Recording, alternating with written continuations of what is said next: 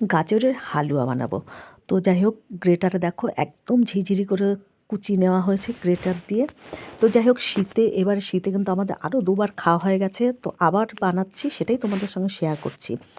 ভালো করে এই যে গ্রেট করে এবার কড়াইয়ে বেশ খানিকটা একটু বেশি করে কিন্তু ঘি দিতে হবে। ঘি দিয়ে এবার এটাকে ভালো করে একটু ভেজে নেব, আর যেন কড়াইতে না লাগে। আর ঘিটা দেওয়াটা দেখাইনি, ভুলে গেছি। তো যাই হোক, একটু বেশি করে কিন্তু ঘি দিতে হবে, আর তার মধ্যে একটু তেজপাতাও দেওয়া হয়েছে। আর এদিকে দেখো দুধ বসানো হয়েছে। দুধটাকে এখানে খুব ভালো করে কিন্তু দুধটাকে জ্বালাতে হবে।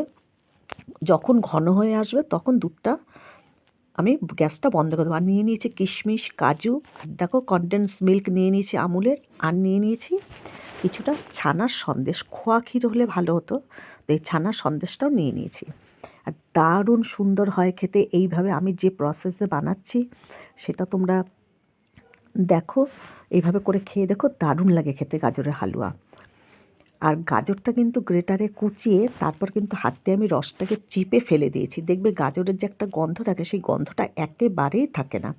তো যাই হোক, দেখো ছানাগুলোকে আমি ভেঙে নিয়েছি, আর একটা বাটির মধ্যে কিশমিশ, কাজু নিয়ে নিয়েছি। আর এই যে কনডেন্স মিল্ক আছে। এবার দেখো দুধটাকে খুব ভালো করে কিন্তু আমি জাল দিচ্ছি, একদম ঘন করে জাল দিতে হবে। তাহলে কিন্তু যত দুধটা ঘন করা হবে ততই খেতে ভালো লাগবে। তো যাই হোক, আমার কিন্তু গাজরটা ভাজা হয়ে গেছে ঘি দিয়ে। এখন এই ঘন দুধটাকে এর মধ্যে ঢেলে দিলাম। দেখো কি সুন্দর রং হচ্ছে, সাইড দিয়ে হলুদ রং বেরোচ্ছে গাজর থেকে। তো দেখো অনেকটা দুধটা দিয়ে আবার অনেকক্ষণ জাল দেওয়া হয়েছে গাজরটাকে। এবার ওপর দিয়ে আমি সেই ছানাটা যে গুঁড়ো করে রেখেছিলাম সেটা দিয়ে দিলাম। এবার ভালো করে এর সঙ্গে মিশিয়ে দিতে হবে, ভালো করে নেড়েচেড়ে মিশিয়ে দিতে হবে। এইভাবে বন্ধুরা তোমরা করে খাবে, দেখবে অপূর্ব লাগে খেতে। এখনও কনডেন্স মিল্কটা দেওয়া বাকি আছে। এখন এটা কিছুক্ষণ হলে তারপরে ওপর দিয়ে দিয়ে দেবো কনডেন্স মিল্ক। দেখো ভালো করে নাড়িয়ে চাড়িয়ে নিচ্ছে। এবার ওপর দিয়ে কনডেন্স মিল্ক দিয়ে দেবো।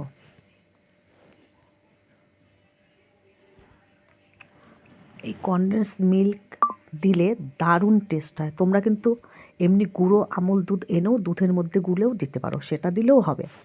আর এটা দিলে একটু বেশি টেস্টটা হয়। আর আমি কিন্তু এর মধ্যে কোনো চিনি, গুড় কিচ্ছু ব্যবহার করব না। এই যে কনডেন্স মিল্ক দিলাম, দুধটাকে ঘন করে নিয়েছি, তারপরে ছানার সন্দেশ দিয়েছি, এতে যে মিষ্টিটা হবে অপূর্ব লাগবে খেতে। এর সঙ্গে আমি কিন্তু আলাদা করে গুড় বা চিনি কিছুই দেব না।